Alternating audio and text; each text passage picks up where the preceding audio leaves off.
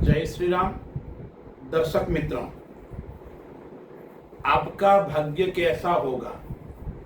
क्या आप भाग्यशाली है? ऐसे प्रश्न कई लोग पूछते हैं। तो मैंने विचार किया, भाग्य कुंडली के हिसाब से कैसे देखा जाता है, कुंडली के अंदर कौन से ग्रह के कारण व्यक्ति भाग्यशाली बनता है, उसके ऊपर हम थोड़ी चर्चा करते हैं और एक वीडियो बनाकर सबको जानकारी देते हैं। तो आज मैं जो विषय ले रहा हूं, क्या हम भाग्यशाली है? कुंडली में भाग्यशाली बनने के प्रमुख ग्रह, प्रमुख योग क्या है, उसके बारे में हम विचार करते हैं। दर्शक मित्रों, प्रत्येक व्यक्ति की इच्छा भी होती है मैं जीवन के अंदर निरंतर भाग्यशाली बनकर आगे बढ़ूं, मेरा भाग्य मुझे साथ दे और मेरे जीवन के अंदर निरंतर उन्नति बनी रहे। ऐसी इच्छा प्रत्येक जातक की, प्रत्येक व्यक्ति की होती है। काल पुरुष की कुंडली के अंदर जो 9वां स्थान है, जिसको हम भाग्य भाव कहते हैं, उसके ऊपर हम बता सकते हैं कि व्यक्ति का भाग्य कैसा है। एक कुंडली आपके सामने यह मैं बना के, काल पुरुष की कुंडली है, मेष लग्न से यह कुंडली प्रारंभ हो रही है। यह लग्न है और यह 9वां स्थान है, यह भाग्य स्थान कहते हैं, भाग्य भाव कहते हैं। यहां कोई दूसरा अंक, 2 अंक बैठा है, वृषभ लग्न है तो यहां 10 अंक होगा, यानी यहां पे कोई भी अंक है, भाग्य का भाव है, 9वां घर है, यह वाला भाग्य का घर है, यहां राशि भिन्न हो सकती है। तो ये कुंडली के ऊपर आप हम चर्चा करते हैं, विचार करते हैं कि कुंडली के अंदर कौन सा भाव भाग्य को प्रमोट करता है, भाग्य का साथ कर देता है। तो ज्योतिष के अनुसार लग्न, पंचम भाव, 9वां भाव और 10वां भाव, यह इसकी दृष्टि से हम भाग्य देख सकते हैं, व्यक्ति का कुंडली के अंदर भाग्य कैसा है। तो भाग्य की दृष्टि से देखते हैं तो यदि 9वें भाव के अंदर शुभ ग्रह बैठे हुए हैं, अब शुभ ग्रह कौन से हैं? यहां पे इस 9वें भाव के अंदर शुभ ग्रह बैठे हुए हैं, चंद्रमा, गुरु, शुक्र एवं बुध बैठा हुआ है। या तो उच्च का है या स्वग्रही है, यानी मजबूत स्थिति में बैठा हुआ है, तो व्यक्ति भाग्यशाली होता है, जीवन के अंदर निरंतर उन्नति को प्राप्त करता है। या 9वें भाव का स्वामी, यहां पे कोई भी अंक हो, जैसे यहां 9 अंक है तो 9वें भाव का स्वामी है वो गुरु है, और गुरु यदि केंद्र के अंदर बैठा हुआ है, यानी 4, 7, 10 या लग्न के अंदर बैठा हुआ है, या उच्च का होकर बैठा हुआ है, या स्वराशि स्वग्रही होकर बैठा हुआ है, या त्रिकोण के अंदर बैठा हुआ है, तो व्यक्ति भाग्यशाली होता है। वो व्यक्ति जीवन के अंदर भाग्य के सहारे अपने जीवन को श्रेष्ठता प्राप्त करता है। या 9वें स्थान के ऊपर, भाग्य भाव के ऊपर गुरु की दृष्टि होती है, यानी गुरु की 5वीं, 7वीं और 9वीं दृष्टि, इन तीनों दृष्टि में से एक दृष्टि भाग्य भाव के ऊपर होती है, तो व्यक्ति भाग्यशाली होता है, उसका भाग्य साथ देता है, ऐसा ज्योतिष का एक मानना है। दूसरा है वो लग्न, यानी कुंडली का जो प्रमुख स्थान है, लग्न स्थान, यहाँ अंक कोई भी हो सकता है। यहां मैंने 1 अंक लिखा, यानी मेष राशि, यहाँ 5 भी हो सकते हैं, 7 भी हो सकते हैं, 8 भी हो सकते हैं, यानी लग्न स्थान के अंदर लग्नेश मजबूत हो, यानी लग्न का स्वामी मजबूत हो, या लग्न के अंदर बैठा हुआ ग्रह मजबूत हो, तो व्यक्ति को भाग्य का सहारा मिलता है, लाभ की स्थिति उत्पन्न होती है। लग्नेश उच्च का बैठा हुआ है, यानी कहां का?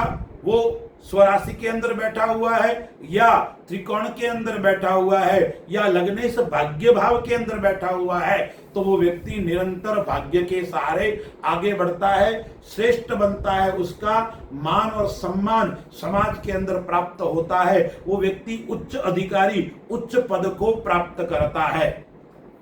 एक कुंडली के अंदर नवमास भी होता है और नवमास का भी भाग्य के लिए बहुत बड़ा महत्व रखता है नवमास। और पंचम स्थान यानी ये पांचवा घर, पांचवा भाव, यह भी भाग्य के लिए बहुत उत्तम और श्रेष्ठ माना गया है। यानी पंचम भाव जो है ना, उसको पूर्व जन्म का भी भाव माना गया है, ठीक है ना। तो इस पंचम भाव और नवम भाव का यदि संबंध है, पंचमेश नवम स्थान में बैठा हुआ है या नवमेश पंचम स्थान के अंदर बैठा हुआ है, तो वो वर्तमान में भाग्य श्रेष्ठ देता है। यानी जिस समय आप जी रहे हो, यानी वर्तमान परिस्थिति के अंदर वो आपको श्रेष्ठ और अच्छा योग बनवाता है और अच्छा संबंध स्थापित करता है। व्यक्ति वो विद्या के कारण श्रेष्ठ सफलता को प्राप्त होता है, यानी विद्या से उसका भाग्य उसको साथ देता है, ऐसा ज्योतिष का एक सूत्र है। अब भाग्य आपका है तो राजयोग भी बनता है, व्यक्ति को नौकरी का योग बनता है, व्यक्ति व्यापार के अंदर श्रेष्ठ उन्नति को प्राप्त करता है। इस प्रकार का योग कब बनता है, तो जिस कुंडली के अंदर राजयोग है।